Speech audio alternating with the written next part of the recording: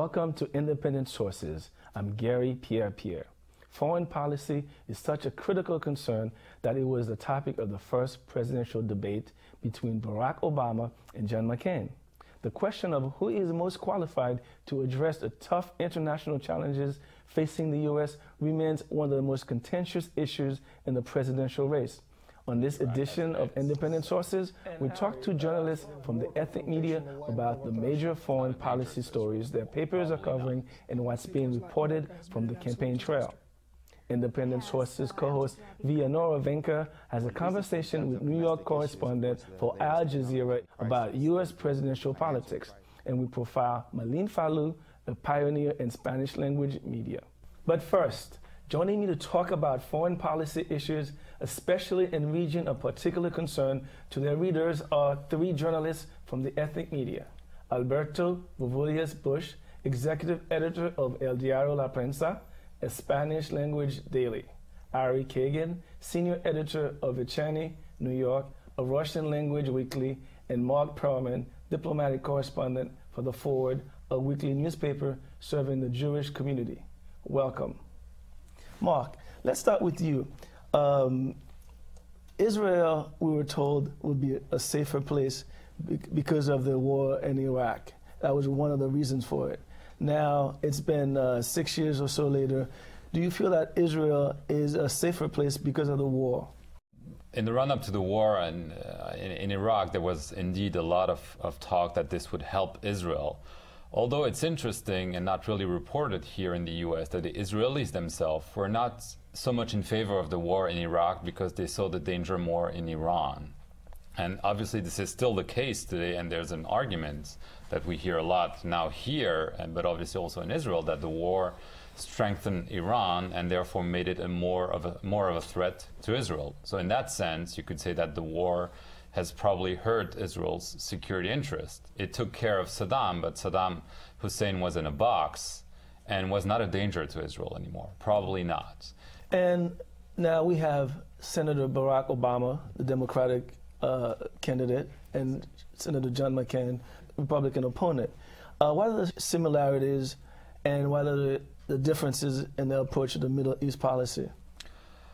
Vis-a-vis Israel, there's very little difference. I mean, they all support Israel very strongly. Obviously, during a campaign, they're not going to say anything that might hurt them with Jewish voters.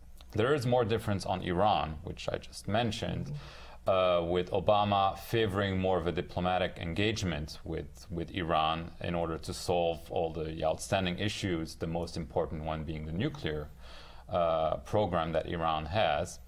And McCain be more inclined to not talk to Iran because he says it will legitimize a rogue state. Obviously, we all know they have a big difference on Iraq, with McCain being in favor of more prolonged and more forceful U.S. presence on the ground, and Obama has been against the war to begin with and is in favor of ending it more rapidly than McCain. This is the main difference. Okay. Although in practice, there might not be so much difference because the person who will be handled power in January will have to deal with Iraq as it is. Okay. So. And Ari, as far as Russia and Eastern Europe are concerned, is it the same with the two candidates? Do they have sharp differences, or their differences are slight? I believe there are differences, not sharp differences, but very similar to what Marc is talking about Middle East, talking about diplomatic engagement. From what I see and from what a lot of readers of Vecherniy New York are saying, is that Barack Obama wants more engagement with Russia, more diplomatic consultations, meetings, less confrontation, I would say. And definitely John McCain is having more confrontational line toward Russia. Both candidates publicly said that they don't want to come back to Cold War situation.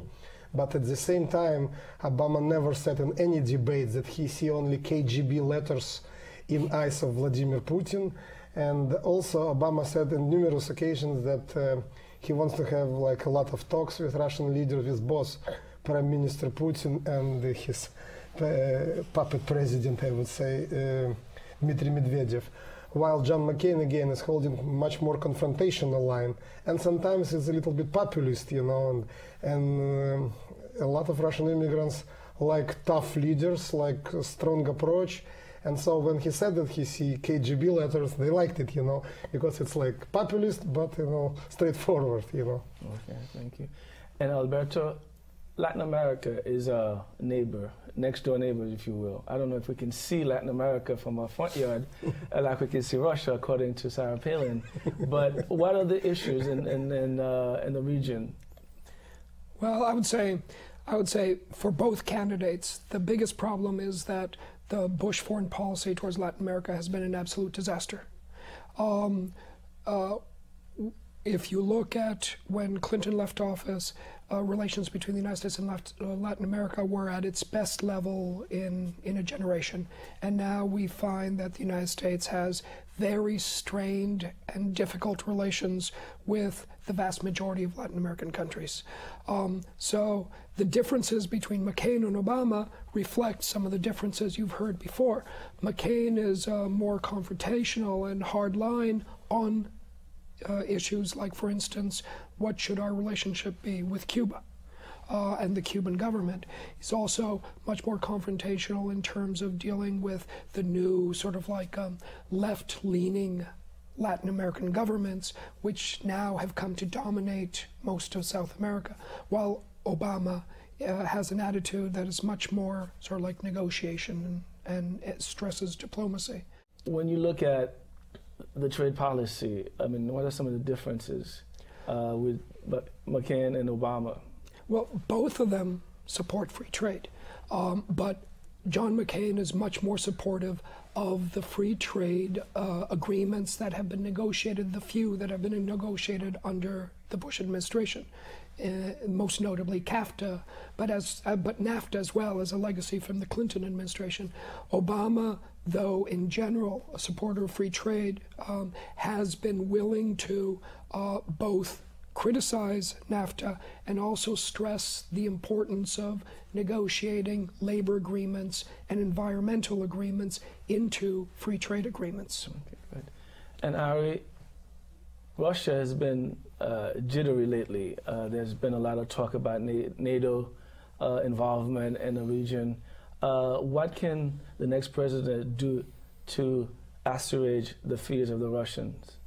Russia trying to reassert itself, you know, as a former Russian empire, like to involve former Soviet republics into its current sphere of influence, and it's not okay with majority of Russian immigrants. So, but at the same time, we feel that often Bush administration is pushing too hard to include new countries into NATO without trying to accommodate somehow at least delicate balance in Eastern Europe with Russia, because when you push too hard, you're being pushed back, and that's why Russia recently sent helicopters and military equipment to Venezuela just to show to the United States that Russia is not going to take it lightly, you know, in its own backyard. So in my opinion, it should be a little bit, America should be tough, but at the same time ready for sensible compromises. It should be balanced. That's why we call it diplomacy. You know? All right, thank you, Ari. We'll take a break and be right back. Every time trees are destroyed to make paper, we lose something that can't be replaced. You have the power to stop this. Insist that the paper you buy is tree-free. Insist on it. Help us win the paper campaign. Welcome back to Independent Sources. I'm talking with Alberto Vourvoulias-Bush of El Diario La Prensa, Ari Kagan of Vecherniy New York, and Marc Perelman of The Forward. Marc, talk to us a little bit about the reader feedback you've been getting on these issues regarding Israel and foreign policy. Well, we've written quite a lot about what's left, and there's not much left of the so-called peace process in Israel and between Israel and the Palestinians, or between Israel and Syria. And essentially, we've been writing about the fact that the Bush administration has tried at the very last moment to get something done, because nothing was being done. And we know now that they've said, for example, that they would get a framework agreement between the Israelis and the Palestinians at the end of this year, but this is not going to happen. And so the readers have been, kind of anxious to know exactly if something was going on, what the Bush administration was saying, who was preventing negotiations with Syria, for example, within the Bush administration, because both Israel and Syria have been wanting to talk to each other for months, but there's been essentially a veto by the Bush administration. And Ari? I wanted to add to what Mark is saying, because a lot of Russian-speaking immigrants are Jews from former Soviet Union. They're also very much concerned about what's going on at Middle East. Talking about Russia, in recent months, of course, especially in recent weeks, the biggest concern is what's going on in Georgia, and because this military conflict between Russia and Georgia is a very big concern for a lot of readers. Not just people immigrants who came from Georgia and who came from Russia, but for example, if person came from Ukraine, is very much concerned what is going to happen next. If this conflict is not going to back down, is going to continue in a very frustrated form, then it could spill out to Ukraine and some other former Soviet republics. That's why it's of concern to everybody. Vecherniy New York covered some meetings of Georgians who live in Queens and Forest Hills and a little bit in Brooklyn. Altogether about 5,000 Georgians live in New York City, and about 7,000 of Georgian Jews who immigrated from Georgia live in New York City. So we published their stories and their meetings and how the religious leaders feel about this. Nobody wants war, everybody wants peace, but how to achieve the peace. And also there is a concern how much both candidates, not just for president, but for vice president, really know about Russia, for example. And there is as I see, understanding that Barack Obama doesn't know much about Russia, as well as Sarah Palin. But Russian immigrants feel very comfortable with Joe Biden, with his foreign policy expertise, and with John McCain, because he's also a long-time senator, visited Georgia and Russia and a lot of other East European countries often. So that's why concern is about, of course, top of the ticket, but also how much candidates really know about this region, Does that mean that the Russian community is more comfortable with McCain than Obama? In terms of relations with Russia, I believe so. In terms of Russia relations, yes. But there is another question about economy, for example. That's a different story. Yes, indeed. Well, that's another episode of Independent Sources. Okay. Alberto, Latin America, again, it's in our backyard this time. What are you hearing from the readers of El Diario? Well, we have, as you know, we have stringers in 5 different Latin American countries. So the main issues in Latin America that we've been following are 3. One is the growing political union and economic union of Latin American countries away from the United States and building a relationship, a political and economic relationship that excludes the United States. Secondly, the war on drugs, which is going on and continues to be lost throughout the continent. Another failed war. A completely failed war, and the effects it's having on Colombia, Central America, Mexico are quite devastating, and there's an increase of drug-related violence throughout the region. And thirdly, immigration. And to talk about, sort of like for our readers, to talk about foreign policy without talking about immigration is a bit like talking about marriage without sex. It's like of academic interest. But, So immigration, I think, is the most important foreign policy issue for the United States in terms of Latin America. Oh, interesting. Mark, who do you think is better equipped to deal with the Middle East right now as it stands, with all the issues going on? Jewish voters tend to vote for the Democratic candidate from 70 to 80%. And this was the case last time with Kerry, despite Bush's strong support for Israel. And the Republicans were hoping to get more votes, but they did not. It's an open question whether Obama will get the same proportion, and McCain has been trying to gain some of those votes. For people who are really concerned about the Middle East, they see now there's a lame duck administration here. In Israel, there's a lame duck prime minister.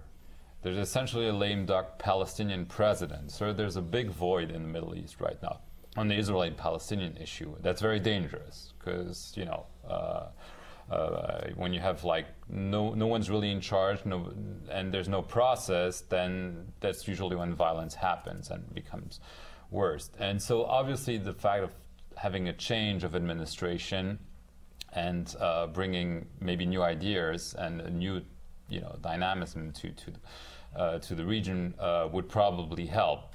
And it seems that Obama is more inclined, with the support of Biden, who has obviously more foreign policy expertise than he does. And they have, you know, advisors who are on this issue, like very veteran hands and know about the region. They might try to do something.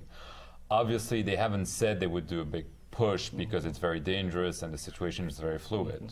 But I think there would probably be more chance of something happening with an Obama administration than McCain. Okay. Ari, you said earlier that you think that the Jewish community, Russian Jewish community, supports McCain more than Obama. What does Obama need to do to gain more support? First of all, he needs to mention how does he feel about Russia, about Vladimir Putin, about future of American-Russian relations, about future of NATO, because sometimes he's just silent of some of these issues. He's not preferring to jump into this like debates regarding Russia, Eastern Europe, NATO. That's why people feel uncomfortable that he knows enough about Russia to have effective diplomacy. So he needs to talk more about this region to show that his grasp of knowledge about the region. Alberto Vourvoulias-Bush, Ari Kagan, and Marc Perelman, thanks for joining us. Now, here's Abi Ishola with some other news making headlines. Thanks, Gary. Here's a look at some stories from New York's ethnic media. From World Journal, seafood from Manhattan's Chinatown may contain a deadly chemical. The substance, known as melamine, killed 4 babies in China and can be found in powdered milk and fish feed. Frozen fish sold in Chinatown may be tainted, so seafood vendors are advising that customers beware. Haitian deportations have been suspended temporarily. Caribbean Life reports that United States Immigration and Customs Enforcement has halted all imminent removals to Haiti as the impoverished island struggles to recover from the devastation caused by tropical storms. Several banks in Ireland are being secured. The Irish government recently guaranteed $570 billion to 6 of the country's financial institutions to prevent them from collapsing. That from the Irish Voice. And finally, interfaith marriages are on the rise in the Bangladeshi community. Weekly Tikana spoke to several religious leaders about such relationships. Imams and pastors were against them, but Hindu priests describe marriage as a matter between 2 people. Those are just a few headlines from New York's ethnic media. Back to you, Gary. Al Jazeera English is an offshoot of the Arabic language television network.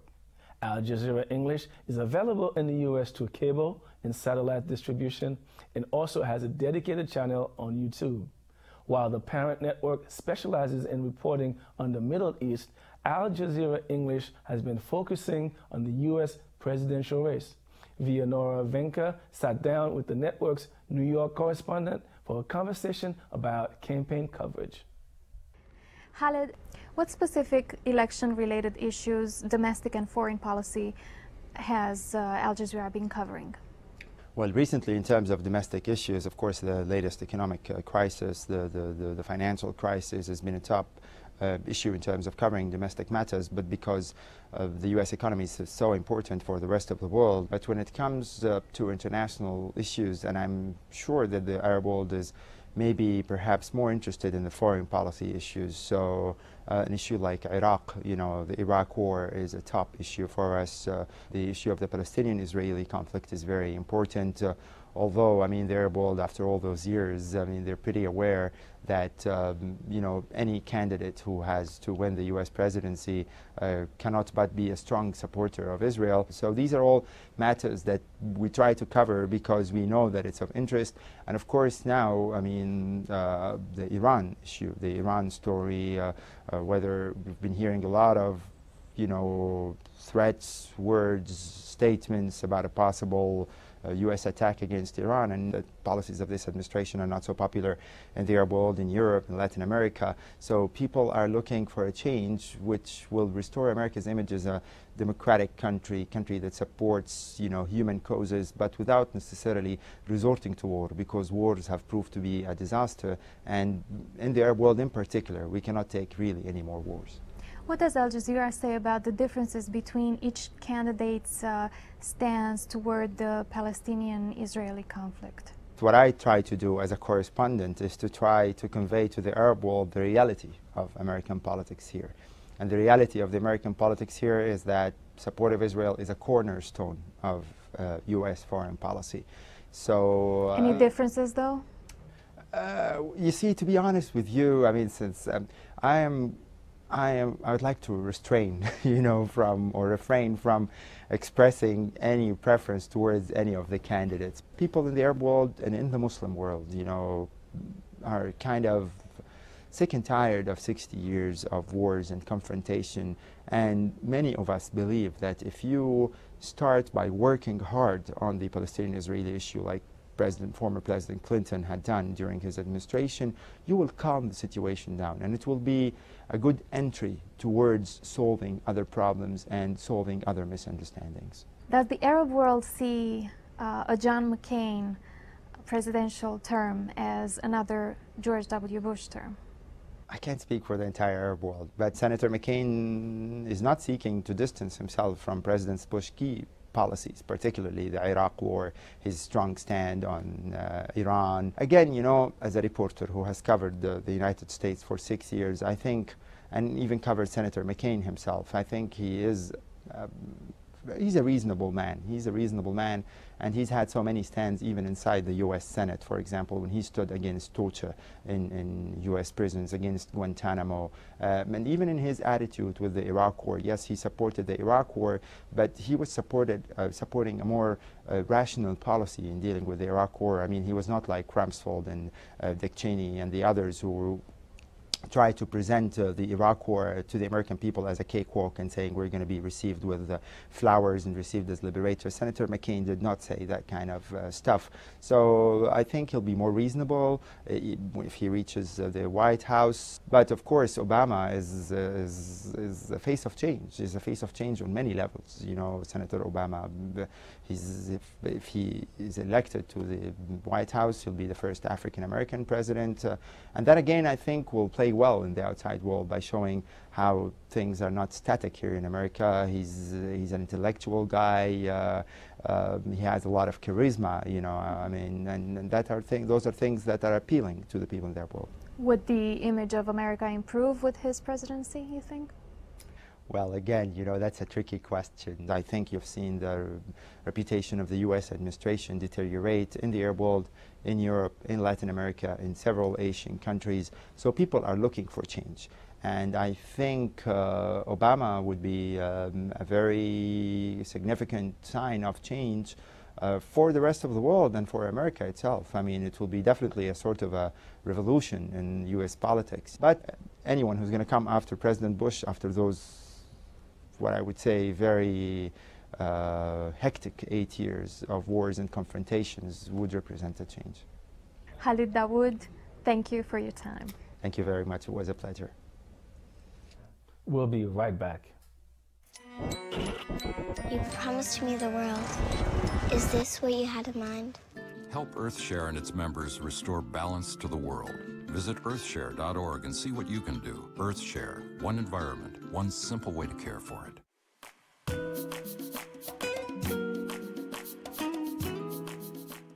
We end our show with Malín Falú. Falú became a broadcast pioneer 30 years ago when she was hired as one of the first women on Spanish language radio in the U.S. She eventually moved to television, but only after surviving racism and breast cancer. Falú now hosts a popular show on HITN, the Hispanic Information and Telecommunication Network. Lauren Rivera produced this profile of a journalist who is a legend among Latinos. Estamos contentos porque Malín está aquí y especialmente ustedes también. I came to New York in 1975. I started to work in the radio in 1978. At that time, I was taking classes of radio broadcasting. And the professors in New Jersey told us, in New York, there are only 2 radio stations, and you need that someone dies for you to have an opportunity there. One day I received a phone call from the program director from WADA and says, can you start tomorrow because we have an emergency? They interviewed me 6 months before. They called me and say, can you come because we are opening a position for a woman? Y desde que Malín Falú se fue de la radio, se nota un vacío grandísimo en la radio, en la parte femenina. No he escuchado otra como ella. Malín disappeared from the community, and people everywhere I go, what's with Malín? What's with Malín? Where is she? They don't realize that she has her own TV program.